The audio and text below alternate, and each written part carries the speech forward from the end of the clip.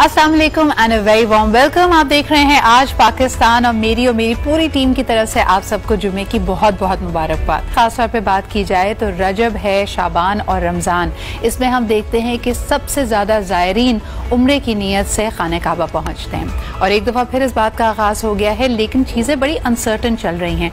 आए दिन हमारे पास ये अपडेट्स आती रहती हैं कि चंद ममालिक ऐसे हैं जहाँ से फ़्लाइट्स को बंद कर दिया गया है, लॉकडाउन्स बढ़ा दिए गए हैं और फिर वो आज़मीन उम्रा जो वहाँ पहुँच भी जाते हैं वो कह रहे हैं कि अगर आपने उम्रा पहले किया हुआ है तो बड़ी मुख्तलिफ सूरत हाल है। वो जो तशनगी है कि मेरे ख्याल में एक बड़ा अहम हिस्सा ये होता है कि जब आप वहाँ पे पहुँच जाते हैं और अपने फ़राइज़ की अदायगी कर चुके होते हैं तो हर दिल में हर मुसलमान की ये चाह होती है कि ग़िलाफ़े काबा को पकड़ कर अल्लाह के हुजूर दुआएं की जाएं। और वो जो एक फ़ासला है जब आप इतना करीब हों तो ज़्यादा खटकता है।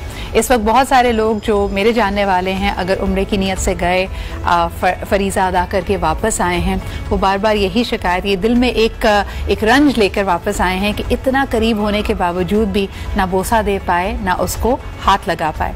तो ये एक बड़ा अहम बात है और मेरे ख्याल में हम सब के लिए एक आजमाइश भी है, लेकिन उम्मीद यही है कि इंशाअल्लाह ताला ये वक्त भी गुजर जाएगा और एक दफ़ा फिर वही रौनकें और वही एहसासात और वही कुर्बत हम इंशाअल्लाह ताला महसूस कर पाएंगे। इसी के साथ, इसी दुआ के साथ आज के प्रोग्राम करते हैं। आपको बताते चलें कि आज के प्रोग्राम में है बहुत कुछ। कई दफ़ा लोग गुस्से में दांत पीस कर बात करते हैं। वैसे तो अब ये पुरानी बात हो गई, अक्सर जो हमारे टीचर्स होते थे या बड़ी उम्र के लोग थे वो ये करते थे, लेकिन क्या आपको पता है कि सबकॉन्शियसली अगर आपके जहन में कोई स्ट्रेस चल रहा हो, किसी बात पे आप परेशान हो, तो आप सोते में भी दांत पीसते हैं। इसका क्या हल हो सकता है और उसका क्या असर पड़ता है आपके जॉस पे, आपके दांतों पे, इस पे भी हम बात करेंगे। और आज का जो हमारा बिग डिस्कशन है वो तो है आपकी सेल्फ वर्थ के हवाले से। सेल्फ वर्थ बड़ी अहम होती है। कई दफ़ा आप दुनिया का जो नज़रिया है आपका वो सेल्फ वर्थ पे ही बेस होता है। ज़िंदगी की हर आसाइश, हर खुशी अगर आपके कदमों में भी हो, लेकिन आप अपनी ज़ात में पुरएतमाद अगर फील ना करते हों, अपने आप को अहमियत ना देते हों, तो इन सब चीज़ों के रंग फीके पड़ जाते हैं। अपनी सेल्फ वर्थ को आप कैसे बढ़ा सकते हैं? मादी चीज़ों से यानी मटीरियल सक्सेस की अगर आप सिर्फ बात करें तो वो किसी हद तक आपको खुशी दे सकती है, लेकिन ये खुशी देर पा नहीं होती। तो आज ये भी हमारा मौजू होगा। एक छोटा सा break and all this in today's आज पाकिस्तान।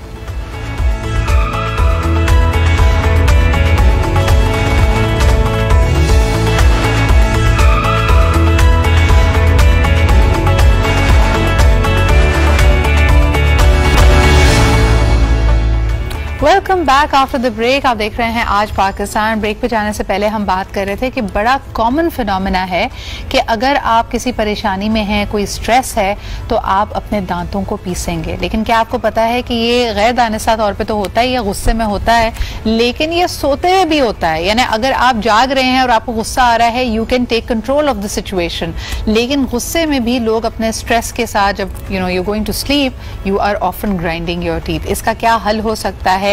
इसको बाकायदा अगर इसका टेक्निकल टर्म देखा जाए इसको ब्रक्सिज्म कहा जाता है। हमारे साथ आज मौजूद हैं डॉक्टर मुदस्सिर हुसैन। उनसे जानेंगे कि ये क्या किसी खास एज ब्रैकेट में बड़ा कॉमन है और इसका हल क्या हो सकता है। बहुत बहुत शुक्रिया doctor Mudassir for being here. Thank you very much. दांत पीसना, टीथ ग्राइंडिंग, ये कितना कॉमन है हमारे यहाँ? दांत पीसना और टीथ ग्राइंडिंग जो है उसको बेसिकली ब्रक्सिज्म कहते हैं। आपने इंट्रोडक्शन में बताया, ये बहुत कॉमन है और किसी भी एज पे हो सकता है। नॉर्मली जो बच्चे होते हैं और उनकी एज 3 to 8 ईयर्स और 10 ईयर्स के जो दरमियान होती है, इसके अंदर ये हैबिट बहुत कॉमन देखी गई है। अच्छा, होता ये है कि इस एज पे चूँकि बच्चे स्कूल गोइंग एज भी होती है और डिफरेंट टाइप के स्ट्रेस ले लेते हैं, उसकी वजह कर भी ये टीथ ग्राइंडिंग करते हैं। और इसमें यह है कि जो हमने रिसर्चेज वगैरह देखी हैं उसके अंदर जो मेल टू फीमेल रेशो है बच्चों में या बड़ों के अंदर, उसके अंदर फीमेल ज्यादा टीथ ग्राइंडिंग करती हैं एज कम्पेयर टू।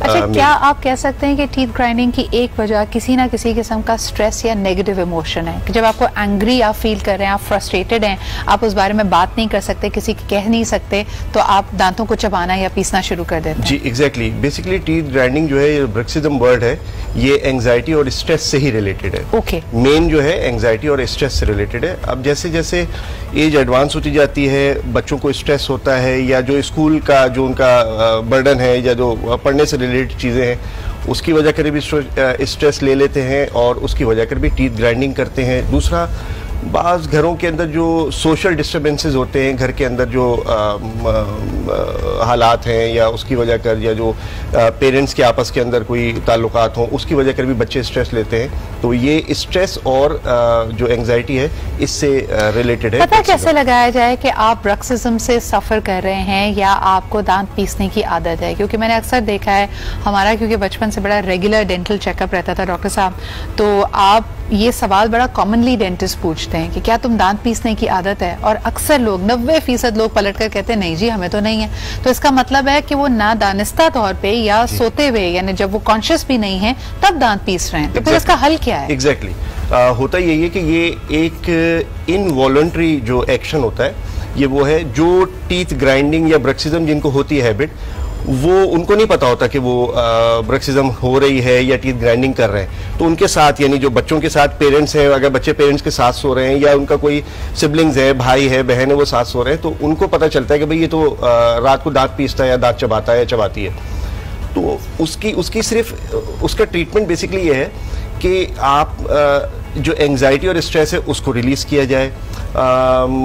कुछ स्प्लिंट्स या ऐसी हैबिट्स हैं जो हम लोग बच्चों को दे देते हैं जिसमें माउथ गार्ड्स हैं और माउथ स्प्लिंट्स आते हैं। जब आप उसको पहन लेते हैं तो फिर उससे जो ग्राइंडिंग की जो हैबिट है वो ख़त्म हो जाती है। सेकंड चीज़ ये कि हमने जो साथ साथ अभी बात की कि ये स्ट्रेस और एंग्जाइटी रिलेटेड है, इसमें हम मसल रिलैक्सेंट भी देते हैं for a very short period of time, कि जब मसल उससे रिलैक्स होगा तो आप टीथ ग्राइंडिंग थोड़ा सा कम कर देते हैं। अच्छा, ये बड़ा कॉमन है क्योंकि आजकल के बच्चों के लिए आप ऑर्थोडोंटिक ट्रीटमेंट्स लेते हैं या उनको ब्रेसेस लगवाते हैं, तो पता अक्सर तब लगता है जब आप रिटेनर का वो गार्ड पहन रहे हैं और आपको नजर आता है कि जो मोलर्स हैं, यानी जो दाढ़ की जगह है वो चबाई जा चुकी है। Suddenly when you realise. इसके अलावा जरूरी नहीं है कि आप सिर्फ दांत पीस रहे हो। छोटे बच्चों में अगर आप देखें, जो स्कूल गोइंग बच्चे हैं वो अक्सर पेंसिल का जो पिछला हिस्सा है उसको भी चबा लेते हैं। वो एक अजीब सी सेटिस्फैक्शन उससे जो मिल रही है, this is again pointing to the same thing. या सख्त चीजें खाने की जब आपको आदत पड़ जाती है और आपको मजा आता है कि जी आप अगर अमरूद भी लेने जा रहे हैं तो बच्चा कहता है कि जी मुझे सख्त वाला अमरूद चाहिए या सख्त सेब चाहिए,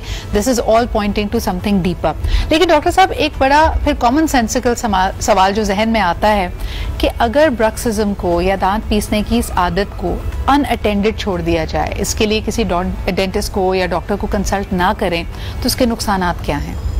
अच्छा जी, ब्रक्सिज्म से नुकसानात ये हैं कि जब बच्चा दांत को पीस रहा है यानी चबा रहा है, एक तो उससे सेंसिटिविटी हो सकती है, दांत घिसने की इतनी स्ट्रॉन्ग हैबिट हो जाती है कि दांत की जो लेंथ होती है, जो हाइट होती है, वो कम हो जाती है। एक तो सेंसिटिविटी होती है।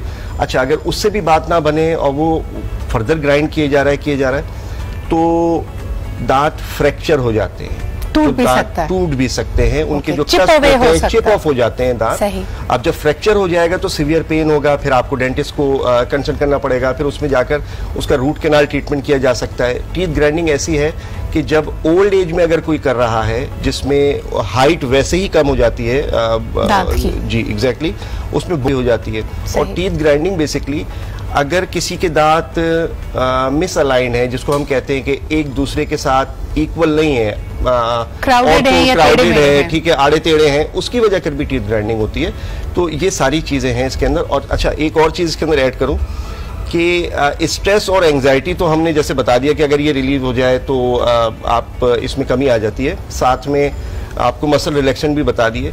ये जो बोटॉक्स है जो ट्रीटमेंट आ रहा है वो भी बेसिकली मसल जब रिलैक्स हो जाएंगे तो फिर आपकी टीथ ग्राइंडिंग, ये भी एक प्रूवन चीज है कि आप बोटॉक्स भी इसका ट्रीटमेंट के तौर पर amongst other things Botox is also there as a muscle relaxant. लेकिन जिस तरह आपने कहा कि खवातीन निस्बतन टीथ ग्राइंडिंग ज्यादा करती हैं, एंगर, फ्रस्ट्रेशन, स्ट्रेस की निशानी होता है। अगर आपने इसको अनअटेंडेड छोड़ दिया तो आपकी ज़ाहिरी खूबसूरती तो इससे ख़त्म होती ही है, बुरी आदत भी है। Having that much of stress in your body is anyways not good. लेकिन जो इसका फंक्शनल डिसएडवांटेज है वो ये भी हो सकता है कि आपके दांत टूट सकते हैं, डैमेज हो सकते हैं, ओवरऑल आपके लिए काफ़ी पेनफुल सिचुएशन हो सकती है। डॉक्टर साहब, जब इसका इलाज कराते हैं, यानी अगर एक बच्चे को या एक एडल्ट को इसकी आदत है, आपने जैसे कहा कि मसल रिलैक्सेंट, बोटॉक्स या फिर आपने गार्ड दिया या स्प्लिंटर दिया, तो इससे कितने अरसे में ये आदत छूट जाती है? कितने अरसे में छूट जाती है जी, देखिए, हमने माउथ गार्ड या स्प्लिंट दे दिया।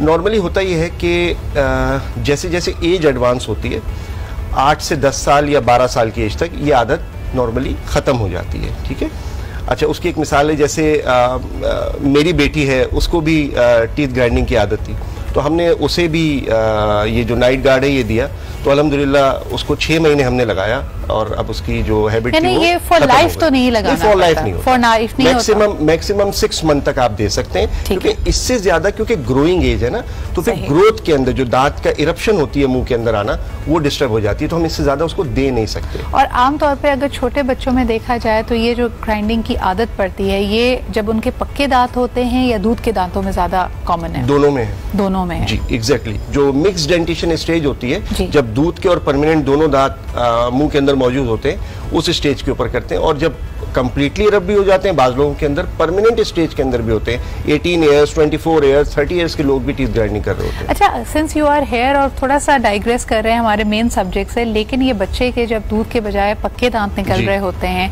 तो जब उस दांत ने, जैसे आपने कहा, इरप्शन होनी है, गम के थ्रू उसने निकलना है, वो बड़ा वियर्ड टाइम होता है। यानी अगर आप छोटे बच्चे को देखें, जब उसके दूध के दांत भी निकल रहे हैं, तो वो कुछ ना कुछ उस पर रब करने की कोशिश करता है।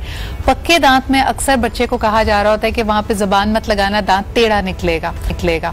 तो क्या ये ग्राइंडिंग की आदत या उस जो भी वो पेनफुल सी सिचुएशन है, वियर्ड सी सिचुएशन है, उस सेंसेशन के लिए बच्चे टीथ ग्राइंडिंग या कुछ इस तरह के अमल शुरू करते हैं? जब दांत इरप्ट हो रहा होता है, जैसे आपने कहा कि मना करते हैं कि यहाँ दांत नहीं लगाना, दांत टेढ़ा हो जाएगा, जी, असल में इसका ऑपोजिट है। जैसे नीचे के दांत आ रहे हैं या सामने के दांत है, कोई पीछे की तरफ आ गया, यानी प्रॉपर अपनी आर्च के अंदर नहीं है, तो हम यूजुअली उसको कहते हैं कि भाई कोशिश करो उसको टंग के प्रेशर से ना आगे की तरफ फॉरवर्ड करो, तो वो जो गैप है, जो पीछे आ गया है वो दांत, वो थोड़ा आगे चला जाएगा, क्योंकि उसको कांस्टेंट एक फोर्स मिल रही है, वो अपनी जगह पर आ जाता है। एक चीज़ है, और दूसरा ये कि इसके अंदर एक चीज़ ऐड करना मैं चाहूँगा कि जो ब्रक्सिज्म है, ये कैल्शियम, मैग्नीशियम और विटामिन डी की डेफिशिएंसी की वजह कर भी होता है। तो इस एज के ऊपर बच्चों को जो मल्टीविटामिन सप्लीमेंट्स हैं या इस तरह की डाइट है वो दी जाए, तो इससे भी ये चीज़ ख़त्म हो जाती है। अच्छा, एक आखिरी सवाल आपसे कि जिन एडल्ट्स को टीथ ग्राइंडिंग की आदत है, हो सकता है वो गुस्से और इसकी वजह से ना हो, दांत पीसने की आदत छालिया और गुटके की वजह से, क्योंकि वो आदत है कि रख के उसको चबाते रहना, काफी देर तक करना है, तो वो इनका आपस में क्या कोरिलेशन है? One of the treatments is remove the habit.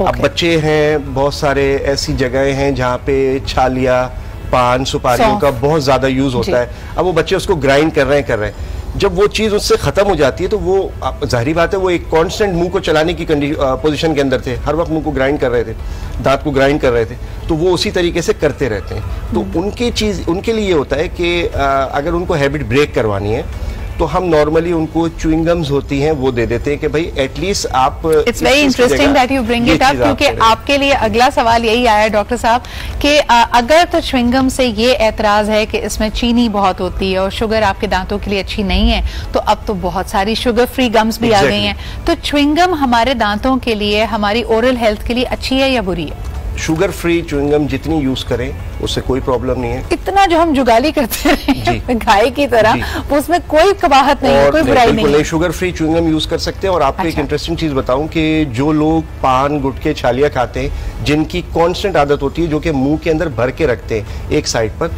तो हम उनको ट्रीटमेंट के तौर के ऊपर ये बताते हैं कि एक च्युइंगम से तो उनका पेट नहीं भरना ना, उनको फील लगेगा कि मेरा मुंह खाली है। हाँ। तो हम उनको बताते हैं आप एटलीस्ट 4 या 5 च्युइंगम्स लीजिए और मुंह में डालें, ताकि उनको ये फील हो कि मेरे माउथ में कुछ है, भरा हुआ है। इस चीज से जाकर ये पान गुटके की हैबिट भी खत्म होती है। लेकिन और वैसे च्युइंगम, अगर छोटे बच्चे इस वक्त आपका प्रोग्राम देख रहे हैं जिनको कोई पान गुटके की या कोई बैड हैबिट को ब्रेक नहीं करना, क्या वो भी इतनी फ्रीक्वेंटली च्युइंगम इस्तेमाल कर सकते हैं? बिल्कुल नहीं। शुगर फ्री च्युइंगम तो यूज कर सकते हैं, बट शुगर वाली नहीं, क्योंकि सबसे ज्यादा दूध के दांत जो होते हैं, बच्चों के दांत जो होते हैं वो केरीज को अट्रैक्ट करते हैं। और शुगर जितनी होगी, क्योंकि उनके अंदर इतनी हैबिट वो है तो नहीं कि वो रेगुलर ब्रश कर रहे हो या 3 टाइम ब्रश कर रहे हो, वो सुबह ब्रश कर लिया या रात में ब्रश कर लिया, इसकी वजह से च्युइंगम शुगर फ्री है, constant chewing is very similar to grinding. Constant chewing no. देखिए, ग्राइंडिंग, वो जो चीज च्यूइंगम मुंह में गई हुई है वो सॉफ्ट है। आप ग्राइंडिंग जिस चीज से कर रहे थे, जिसकी बात हमने छालिया या सौंफ की, वो एब्रेसिव मटेरियल है, यानी कि आप उसको वो हार्ड है, वो सख्त चीज है। बिल्कुल सही हो गया। तो यानी च्युइंगम नुकसानदेह नहीं है, उसमें जो एडिशनल शुगर है वो आपके लिए नुकसानदेह हो सकती है। छोटे बच्चों को वैसे भी हर चीज एतदाल में दें तो बेहतर है, लेकिन प्लीज अपने बच्चों पे तवज्जो दें। I would once again doctor साहब की यहाँ मौजूदगी का फायदा उठाते हुए कि कम अज कम ये नहीं कि अगर आपके दांत में कीड़ा लग गया है या उसमें दर्द हो रहा है तभी आप डेंटिस्ट को दिखाएं। प्लीज साल में एक दफा अपना डेंटल ओरल चेकअप कराना बहुत अहम है, खास तौर पे उन बच्चों के लिए जिनके दूध के दांत टूटे नहीं और पीछे से पक्के दांत आ गए हैं, या फिर बच्चे को नोटिस कीजिए अगर उसको खुदा ना खासा ग्राइंडिंग की या किसी तरह की आदत पड़ गई है। बहुत शुक्रिया doctor Mudassir for being here, it was amazing because we learn so much from you. इसी के साथ जी अभी लेते एक छोटा सा break, will be right back.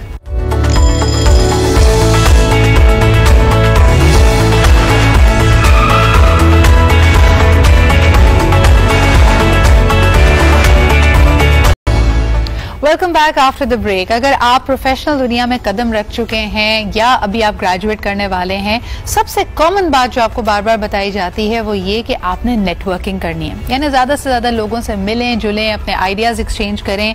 आपके लिए नई राहें खुलेंगी, आपके लिए नई अपॉर्चुनिटीज होंगी।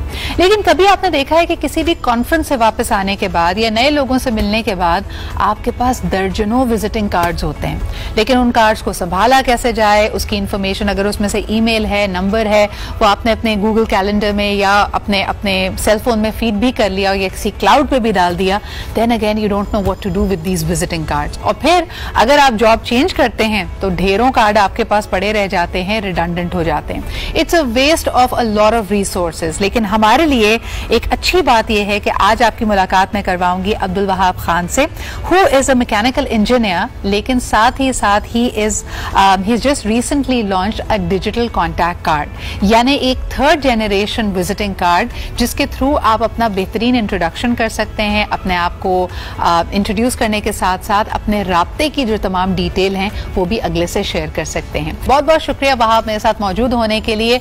How are you this morning? I am really good, thank you so much Sidra, आपने इतना अच्छा इंट्रोडक्शन दिया मेरे डिजिटल कॉन्टैक्ट कार्ड का और मेरा, thank you so much for that.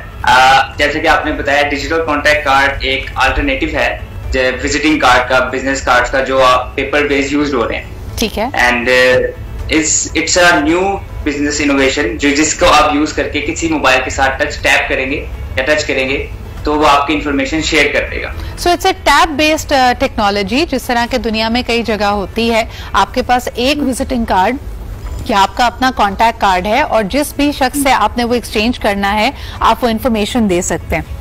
वहां मुझे बताइएगा, मेरा पहला सवाल आपसे ये होगा कि अगर मैं एक खास ओहदे पे फाइज थी, मेरी किसी से मुलाकात हुई, मैंने अपने कॉन्टैक्ट्स उनसे शेयर कर लिए, अब अगर 3 माह के बाद मैं अपनी वो जॉब छोड़ देती हूँ और अपने कॉन्टैक्ट कार्ड को अपग्रेड करती हूँ या अपडेट करती हूँ, तो क्या उस शख्स से जिससे मैं पहले मिली थी उसके पास मेरे कॉन्टैक्ट डिटेल्स ऑटोमेटिकली अपडेट हो जाएंगे?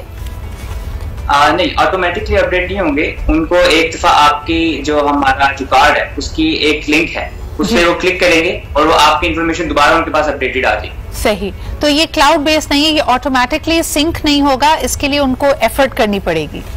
एफर्ट करनी पड़ेगी। सही। लेकिन मुझे बताएं कि क्या आप चाहेंगे कि इंडिविजुअली लोग आपसे कांटेक्ट करें और डिजिटल कॉन्टैक्ट कार्ड बनवाएं, या आपने ऑर्गेनाइजेशंस को अप्रोच किया है कि वो अपने रादर देन कि वो हर एम्प्लॉय को 100 200 कार्ड बना के दें, वो अपने हर एम्प्लॉय को ऐसा कॉन्टैक्ट कार्ड बना के दे दें? आपकी स्ट्रैटेजी क्या है?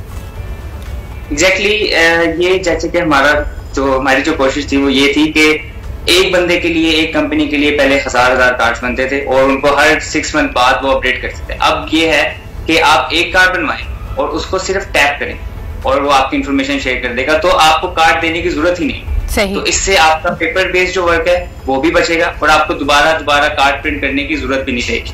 अब सेकंड, अगर कोई ऑर्गेनाइजेशन कॉन्टेक्ट करती हैं तो उनके लिए हम कस्टमाइजेशन प्रोवाइड करते हैं। कस्टमाइजेशन इस तरह से होती है, उनकी कंपनी का नाम, उनका लोगो वगैरह हम उस कार्ड के ऊपर प्रिंट करके उनकी इंफॉर्मेशन, उनकी इंस्टाग्राम, स्नैपचैट, जितना उनका ऑनलाइन बिजनेस जो वो अपना कार्ड में फीड करना चाहते हैं वो फीड करके उनको दे देते हैं। अब वो अपना कार्ड जब भी अपडेट करना चाहें वो तब अपडेट भी कर सकते हैं, अपने एम्प्लॉयज को एक एक करके कार्ड देना चाहें वो तब भी दे सकते हैं। अच्छा, और ये क्लाउड फ्रेंडली या गूगल फ्रेंडली है या नहीं? बिकॉज बहुत सारे लोग मेरी तरह के, अगर कोई मुझे विजिटिंग कार्ड देता है तो मैं उस शख्स का डेटा अपने सेल फोन में फीड करती हूँ और वो सिंक हो जाता है मेरे ओवरऑल गूगल क्लाउड पे। क्या ऐसी फिजिबिलिटी है आपके कॉन्टैक्ट कार्ड में मौजूद कि ये ऑटोमेटिकली सिंकिंग हो जाए when I am storing that information in my gadget? जी, जैसे आप अपना कार्ड किसी की मोबाइल के साथ ऐड करते हैं तो ये आपके पास एक प्रोफाइल ओपन कर देता है, उसमें उस शख्स का जिसने आपके मोबाइल के साथ टैप किया कार्ड, उसका इंस्टाग्राम, स्नैपचैट, जो वो शेयर करना चाहता है, जो उसने कार्ड में ऐड किया है, वो आपके पास शो हो जाएगा। सही है। उसके बाद आपके पास एक बटन शो हो रहा होगा ऐड टू कॉन्टैक्ट का, आप उस पर क्लिक करेंगे और आपकी सारी इंफॉर्मेशन आपके मोबाइल में सेव हो जाएगी। सही सही। तो वाह, what is the back and technology? क्योंकि अभी अगर हम देखते हैं जो लोग फॉरेन ट्रैवल करते हैं उनको तो पता है कि ट्रैवल कार्ड्स हों चाहे हमारे क्रेडिट कार्ड्स हों, बाहर के ममालिक में ये टेक्नोलॉजी आ गई है, यूके में, यूरोप में, यूएसए में, कि आप सिर्फ अपना सेलफोन टैप करते हैं and you are able to even make transactions. हमारे यहाँ ये जो भी आपकी टेक्नोलॉजी है ये क्या आईफोन फ्रेंडली है, एंड्रॉइड फ्रेंडली है, किन मोबाइल फोन्स पे चलेगी, किन पे नहीं चलेगी? कुछ डिटेल्स मुझे दें अगर। ये एंड्रॉइड एंड आईओएस दोनों में चलती है। ठीक है। इसके लिए एक कंपैटिबल, दरअसल हम इस कार्ड में 2 फंक्शंस प्रोवाइड करते हैं। सही। ठीक है, एक फंक्शन है टच एंड शेयर वाला, सेकंड है क्यूआर कोड। जो क्यूआर कोड फंक्शन है उसको हम कह सकते हैं कि ये सेकंड जनरेशन ऑफ कार्ड से, पहले फर्स्ट पेपर बेस्ड होते थे, फिर ये क्यूआर कोड वाले है, और थर्ड जनरेशन जो हमने इंट्रोड्यूस किया है वो है कि टच एंड शेयर। अगर आपका mobile touch and share feature को सपोर्ट नहीं कर रहा तो आप सेकंड जनरेशन जो है क्यूआर कोड, जो हम हर कार्ड के ऊपर वो भी प्रिंट करके दे रहे हैं, तो आप वो यूज कर लें, इसके थ्रू आपका कार्ड वर्क कर देगा। और इसकी कंपैटिबिलिटी एंड्रॉइड और आईओएस दोनों में। सही। अच्छा, क्यूआर कोड के लिए आपका फेवरेट रीडर कौन सा है? क्योंकि a lot of people want to know कि अगर उनके सेल फोन में बिल्ट इन ये फैसिलिटी नहीं है तो वो कौन सी ऐप डाउनलोड करें for reading the QR? Any application, any QR code reader, any QR code. सही। मुझे ये बताएं कि अभी तक का रिस्पांस कैसा रहा है? Wahab, have a lot of people, organizations gotten in touch with you? Yeah, even I am getting opportunities for partnership and investment, and I was amazed to see the response. मुझे पूरे पाकिस्तान से हमें ऑर्डर्स आ रहे हैं and I'm loving it. मुझे इतनी expectation नहीं थी, कि मुझे था कि शायद लाहौर, कराची और इस्लामाबाद, लेकिन KPK, शावर, ये सब जगहों से, पूरे पाकिस्तान से, बलोचिस्तान से इवन के हमने वहां पे भी डिलीवर की है। So, आप आपका अपना इरादा क्या है? You are the founder of it, लेकिन आपकी पर्सनली टीम कितनी बड़ी है और आपको क्या लगता है कि this innovation which is getting such great response, अपने इस आइडिया को स्केल अप करने के लिए आपको क्या सहूलतें या क्या रिसोर्सेज चाहिए? हमें रिसोर्सेज, फिलहाल तो मैं अपनी टीम एक्सपैंड कर रहा हूँ और मेरी कोशिश ये है कि इसको डिलीवरी का जो टाइम है हमारा उसको कम से कम कर दिया जाए, ताकि अभी हम लाहौर से भेज रहे हैं और मेरी कोशिश है कि हर सिटी के अंदर या हर स्टेट के अंदर हमारा डिस्ट्रीब्यूटर हो।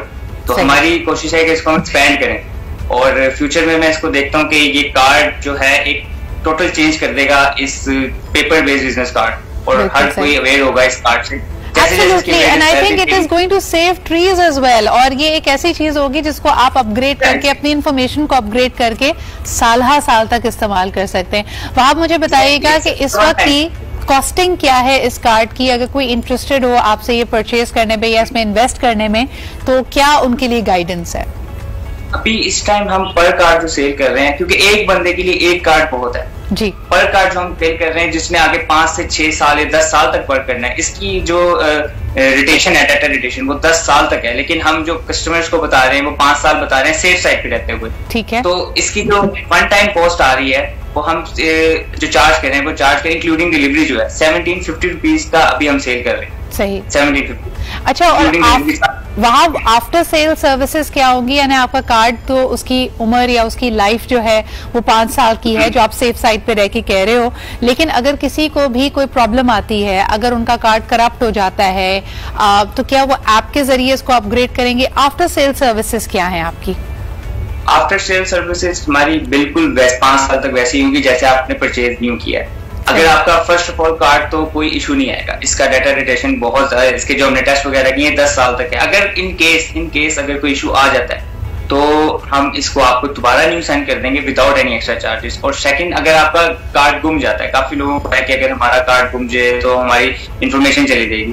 तो फर्स्ट ऑफ ऑल इस सिनेरियो में ये है कि कोई एक तो ऐसी इंफॉर्मेशन है नहीं जो सेंसिटिव हो, ना इसमें कोई पासवर्ड इन्वॉल्व है, ना इसमें कोई मनी रिलेटेड इशू है, इसमें वही इंफॉर्मेशन है जो आप ऑलरेडी शेयर करना चाहते हैं। लेकिन इन केस आपका कार्ड गुम गया और आप चाहते हैं कि आप सेव इंफॉर्मेशन ये वाली भी सेफ रहे, तो आप डायरेक्ट हमें एक मैसेज करेंगे हमारे व्हाट्सएप पे, हम आपका कार्ड उसी टाइम ब्लॉक कर देंगे परमानेंट, आपका कार्ड परमानेंटली ब्लॉक हो जाएगा। यानी अगर आपका कार्ड गुम गया है और उसके अंदर जो इन्फॉर्मेशन आप उसको सेव करना चाहते हैं तो उसको ब्लॉक करने की भी सहूलत मौजूद है।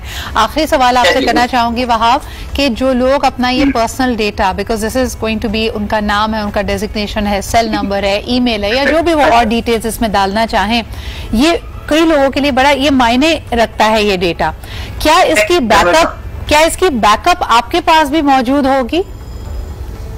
देखिए, फर्स्ट ऑफ ऑल मैंने जैसे आपको बताया, ये वो इंफॉर्मेशन है जो शेयर करना चाहते हैं। अब कोई बिजनेस कार्ड बनवाता है, उसका मकसद यही होता है कि अपनी इंफॉर्मेशन शेयर करे, सही, राइट? कोई बिजनेस कार्ड इसलिए नहीं बनाता कि वो अपनी इंफॉर्मेशन छुपा के रखे, सही। अब इसलिए ये बिजनेस कार्ड है and it's a business card in English. आप जो भी ये कार्ड बनवाएगा उसकी कोशिश यही है, वो चाहता यही है कि मेरी इंफॉर्मेशन शेयर हो। आप बिल्कुल सही कह रहे हैं वहाब, लेकिन इसमें जो एक नुक्ता आता है कि मैं जिससे शेयर करना चाहूँ अपनी इंफॉर्मेशन, ये मेरा प्रेरोगेटिव है। मैं जो समझना यहाँ चाह रही हूँ कि जो डेटा इस कॉन्टैक्ट कार्ड में डाला जाएगा, क्या वो आपके पास भी बैकअप होगा, और आपकी अपनी data privacy and protection policy क्या है? कहीं आप वो डेटा किसी और को तो नहीं देंगे? No, it's totally secure. हमारे जो डेटाबेस है, सर्वर्स हैं, वो इंटरनेशनल लेवल के हैं, वो अच्छे हैं, उसके अंदर कोई भी ऐसे फर्स्ट ऑफ ऑल एनक्रिप्टेड है, वो सारे के सारे एनक्रिप्टेड है, हम खुद भी उसको एक्सेस नहीं कर सकते। जबरदस्त, जबरदस्त, good to know that. Welcome back. आप देख रहे हैं आज पाकिस्तान। आज का मौजू हम सब के लिए है, क्योंकि कहीं ना कहीं कभी ना कभी हम अपनी जिंदगी में अपनी कदर खो बैठते हैं, यानी दूसरों की नजरों में तो छोड़िए, लेकिन हम अपने आप को भी अहमियत नहीं दे रहे होते। तब हम वैलिडेशन तलाश करते हैं दूसरों के रवैयों में, दूसरों के कॉम्प्लीमेंट्स में, और बहुत सारी डिफरेंट चीज़ों में, कभी मादी चीज़ों में, कभी आईने को देखकर कि क्या हम खूबसूरत दिखते हैं या नहीं, क्या हम फर्माबरदार हैं या नहीं, क्या अल्लाह ने हमें मुख्तलिफ नेमतों से नवाजा हुआ है या नहीं। और अगर कभी कोई कठिन वक्त आता है, कोई मुश्किल आती है, तो उससे यकायक हम अपनी सेल्फ वर्थ को, यानी अपनी कदर को उससे जोड़ लेते हैं कि मेरे साथ ही ऐसा क्यों होता है, और दूसरों को ब्लेम करना या अपने आप को ब्लेम करना हमारा एक तरीकेकार बन जाता है। इस नेगेटिव लूप को तोड़ना बहुत ज़रूरी है, क्योंकि जिस तरह आज प्रोग्राम के आगाज़ में हम बात कर रहे थे कि अगर ज़िंदगी की हर नेमत, हर ब्लेसिंग भी आपके पास क्यों ना हो, बल्कि बहुत मेहनत करके आपने उसको क्यों ना पाया हो, उसके रंग फीके पड़ जाते हैं। वो आपको ज़्यादा देर तक खुशी नहीं देती अगर आपकी सेल्फ वर्थ आपकी नज़रों में कम है। और दूसरों को इसकी चाबी दे देना, यानी दूसरों को इतनी अहमियत दे देना कि वो आपको बताएं कि आप वर्दी हैं या नहीं, this is a recipe for disaster. क्योंकि लोगों के अपने बड़े मसाइल होते हैं जी। आपको लग रहा होता है कि कोई शख्स आपको अहमियत नहीं दे रहा, आपको तवज्जो नहीं दे रहा, या आपका दिल तोड़ रहा है, उसके अपने इतने सारे हेडेक्स हैं कि आप शायद उसके ख्यालों में भी नहीं हैं, लेकिन आपने उसको रीज़न बना लिया है अपने आप को ब्लेम करने का। तो इस सबसे निकलें कैसे? क्या ज़िंदगी हमेशा एक जैसी रहती है? बिल्कुल नहीं। क्या हमेशा कामयाबियां ही मिलती रहेंगी? नहीं। तो अगर आप नाकाम हैं तो क्या आपकी सेल्फ वर्थ ख़त्म हो गई? अगर आप इस विशियस साइकिल में फंसे हुए हैं तो आज का प्रोग्राम आपके लिए। सबसे पहले जी हमारे प्रोग्राम में जो हमारे फ्रेंड्स हैं, जो पैनलिस्ट हैं, उनसे आपको इंट्रोड्यूस करते हैं। First and foremost, a very dear friend of mine, you can reach out to her for therapy and any kind of consultation. हमारे साथ हैं जी Humaira Afan. Thank you Humaira for making time for us. आप ही के साथ तशरीफ रखती हैं, she is an educationist, a mentor and also motivational speaker, Huma Jabeen. Thank you Huma for making time. And last but definitely not the least, another consultant, आपका भी ताल्लुक ह्यूमन रिसोर्स कैपिटल से है, ट्रेनिंग से है, समद अब्बास भी हमारे साथ मौजूद है। Thank you Samad for being here. Samad, मुझे बताएं, गुफ्तगू का आगाज़ आपसे करते हैं कि ख़वातीन और मर्दों में आप कोई तफरीक देखते हैं? कुछ लोग कहते हैं कि मर्द अपने आप को इंटाइटल फील करते हैं। इंटाइटलमेंट का और सेल्फ वर्थ का आप क्या कनेक्शन देखते हो? Definitely entitlement and self worth are basically are not very similar but somehow interconnected things. जब इंसान के पास इंटाइटलमेंट होती है, जब उसके पास एक सेल्फ वर्थ आ रही होती है, वो बेसिकली अपनी सेल्फ टॉक कर रहा होता है. मुझे एक बहुत अच्छा ऑथर है जिम को, एक उससे बड़ी मज़ेदार बात वो कहते हैं जब माइंड्स ईव्स ड्रॉपिंग, जो आपका माइंड है वो ईव्स ड्रॉपिंग कर रहा होता है आपकी सेल्फ टॉक पर कि हम अपने अंदर क्या गुफ्तगू चला रहे हैं. जब आपके पास इंटाइटलमेंट होती है, जब आपके पास कोई टाइटल होता है, तो डेफिनेटली आपकी सेल्फ टॉक वर्दी हो जाती है. When it comes to women, आपकी जो सेल्फ वर्थ होती है, हमारे माशरे में ख़वातीन को बहुत ज़्यादा कमेंट्स दिए जा रहे होते हैं कि आपके लिए लीडरशिप का हुदा नहीं है, लीडर्स आप औरतें अच्छी लीडर नहीं होती. तो डेफिनेटली जब आप बहुत ज़्यादा कमेंट्स सुन रहे होते हैं माशरे के, आपके अंदर एक नेगेटिव सेल्फ टॉक चल रही होती है, वही चीज़ आपकी ईव्स ड्रॉपिंग हो रही होती है. यानी आपका माइंड सुन रहा होता है छुपके से कि हाँ यार ये नेगेटिविटी है हमारे माशरे में और शायद हम नहीं कर सकते. और जब आप अपने बारे में एक मुस्बत राय रखते हैं, नेगेटिव राय रखते हैं, तो डेफिनेटली वो चीज़ आपकी वर्थ को कम कर और वो आपकी ज़िंदगी के हर मरहले में, आपके हर एटीट्यूड में नजर आने लगती है. मेरा क्या कहेंगे कि जब हम बात करते हैं एंटाइटलमेंट की या सेल्फ वर्थ की, बहुत कॉमनली हम सुनते हैं कि मिड एज में पहुंच के 30-35 की उम्र के लगभग मिड लाइफ क्राइसिस होता है, और कुछ लोग इसको डब करते हैं कि आपकी ये सेल्फ वर्थ का क्राइसिस होता है, अपनी आइडेंटिटी आपको समझ नहीं आ रही होती है. क्या आप इस बात से अग्री करते हैं? इस बात से ऐसे अग्री करूंगी कि जैसे अभी समद ने बोला कि मुआशरे के अंदर से वो क्रिटिकल आवाज आ रही है, लोगों के साथ बैठते हैं, उनकी वो इनर वॉइस सुनते हैं, एंड मिड लाइफ में 30-35 तक वो इतनी पक्की हो चुकी होती है कि बाहर से वो और ज्यादा ट्रिगर हो रही होती है, because that's the time in mid life when आप एक्सपेक्ट करते हो कि आपकी शादी हो चुकी हो, आपका करियर हो चुका हो, आप सेटल कर चुके हो, और इस टाइम के ऊपर भी अगर आपकी सेल्फ वर्थ और सेल्फ स्टीम के ऊपर चीजें हिट कर रही हैं और मुआशरे से भी आ रही है, इंटरनली भी आ रही हैं, सारा डिसबैलेंस वहां पर होता है. तो इंटाइटलमेंट जहाँ की बात है, आई थिंक बेसिक इंटाइटलमेंट इंसान अपना अपने यही रखता है कि हमारा घर सेटल्ड हो, हमारी फैमिली ठीक हो, हम अच्छा कमा रहे हों, एंड देन उसके साथ आपकी पर्सनल इंटरनल वैल्यू सिस्टम भी आ रहा होता है. But it all starts from childhood again, I would say. अच्छा, लेकिन ये जो आवाज है कि हम पुरएतमाद हैं या नहीं, हुमा, इससे आपको क्या लगता है घरानों का कितना ताल्लुक है? यानी ये जो खाका है कि मैं वर्दी तब हूँ जब मेरे पास अच्छी नौकरी है, जब मैं खूबसूरत हूँ, मेरी शादी भी हो चुकी है, मेरे बच्चे भी परफेक्ट हो, मेरे सब बच्चे सारे सब्जेक्ट्स में ए लेके आए, ये तो परफेक्शनिज्म है ना. ये मेरे ख्याल में हमें नुकसान पहुंचाता है बहुत ज़्यादा. और सजरा, यू आर एब्सोल्युटली राइट है. मैं इसको कहूँगी कि स्पॉट ऑन कि जो घरानों के अंदर ना, मुझे ऐसा लगता है कि अब हमें पेरेंटिंग की क्लासेस ज़रूर शुरू करनी चाहिए हैं. समहाउ हम ये समझते हैं कि जिसकी शादी हो गई उसको घर भी चलाना आ जाएगा और उसको बच्चों को ब्रॉटअप करना भी आ जाएगा, उनको नर्चर करना भी आ जाएगा. सम वे और द अदर हम अपने बच्चों की नर्चरिंग नहीं कर पा रहे हैं. मेरे वो गोल्स जो समहाउ मैं अपनी 30-32 की एज में अगर नहीं पूरी कर सकी होंगी ना, तो मैं चाहूंगी कि वो मेरे बच्चे मेरे लिए करें. अब वो अगर 5 हैं, वो अगर 6 हैं, या वो 1 है, या वो 2 हैं, और वो जो अनड्यू प्रेशर पेरेंटिंग का उन बच्चों के ऊपर होता है ना, तो वो ये आवाज़ें, वो आवाज़ें, ये कि मैं तो बहुत गोरी थी, मेरा बच्चा काला क्यों है. हाँ, ठीक है ना. अब अगर कोई बच्ची 4 कजन्स के अंदर उसका कॉम्प्लेक्शन डार्क है, तो पूरी फैमिली सारा वक्त दादियों नानियों से लेकर और मदर तक वो इसी उसमें बैठे रहेंगे कि 3 की तो हो जाएगी, इस 4थी से शादी कौन करेगा. वो बच्ची सारा वक्त अपने बचपन से वो यही सुनती चली आ रही है, और मजाक भी इसी हवाले से होते हैं, जुमले भी इसी हवाले से कसे जा रहे होते हैं. जो ब्यूटी स्टैंडर्ड्स हमने बनाए हुए हैं, दुबला पतला एक फिगर हर मदर अपने बेटे के लिए देख रही होती है. तो ज़रा सी बल्कि बच्चियां होती हैं, वो शुरू दिन से उसको स्नो वाइट का कैरेक्टर नहीं करने देगा स्कूल, क्योंकि वो थोड़ी सी बल्कि है. So you know, this is so spot on. मैं कल अपने दोस्तों के साथ बैठी हुई थी और उसने कहा कि मेरी 2 बेटियां हैं और एक का कम्प्लेक्शन दूसरी की निस्बतन ज़्यादा गंदुमी है. तो यू बी सरप्राइज हुमैरा कि अगर उस बच्ची को कोई कहे, वो तैयार होके आती है कि तुम बहुत खूबसूरत लग रही हो, तो उन्होंने कहा देखें आप मुझे, and this is a 7-year-old talking, कि आप मुझे इंटेलिजेंट कहें, आप मुझे और कोई कॉम्प्लीमेंट दें, but because I look the way I do, मैं खूबसूरत नहीं हूँ.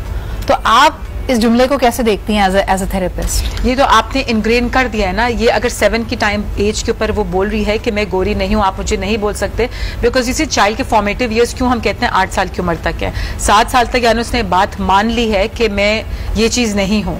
सो जहाँ पर वो एक्सेप्टेंस आनी है, वहाँ पे वो रिजेक्शन भी उसको अपनी ही सेल्फ रिजेक्शन वहीं से स्टार्ट हो जाती है. एंड यही सेल्फ रिजेक्शन है जो low self esteem, low self worth से बढ़ के दूसरे रिलेशनशिप्स में, दूसरे इंस्टेंसेस में नजर आती है। और यही चीज इतनी पक्की हो जाती है जो आपने पहले बात की थी कि मिड लाइफ तक, कि यही वो चीजें कि फिर हम अपना अंदर रिजेक्ट कर करके वो कितना पक्का स्टेज पर पहुंच जाते हैं कि उसको डिटैच करना अपने से मुश्किल होता है। अच्छा, ये बड़ी इंटरेस्टिंग बात है और लुक्स पे थोड़ी सी और बात करना चाहेंगे। यही वजह है कि कुछ लोगों को खप्त हो जाता है, वो एक्सेप्ट नहीं कर पा रहे होते अपनी रियलिटी, अपने आप को तब्दील करने की कोशिश करते हैं, पहले सैलून का रुख करते हैं, मेकअप से बदलते हैं, हेयर कलर से बदलते हैं, फिर वहां पे भी बात नहीं बनती तो अक्सर लोग अपने आप से इतने नाखुश होते हैं, अपनी सेल्फ वर्थ को इतना कम समझते हैं कि वो फिर प्लास्टिक या कॉस्मेटिक सर्जरी की तरफ जाते हैं। एक ब्रेक की तरफ बढ़ना पड़ रहा है, लेकिन वापस आके पूछेंगे कि क्या ये फिनोमेना सिर्फ और सिर्फ खवातीन का है या मर्द भी अपनी लुक्स को लेकर, अपनी जाहिरी खूबसूरती का लेके उतने ही कॉन्शियस होते हैं। इस पर बात करते हैं एक छोटे से ब्रेक के बाद।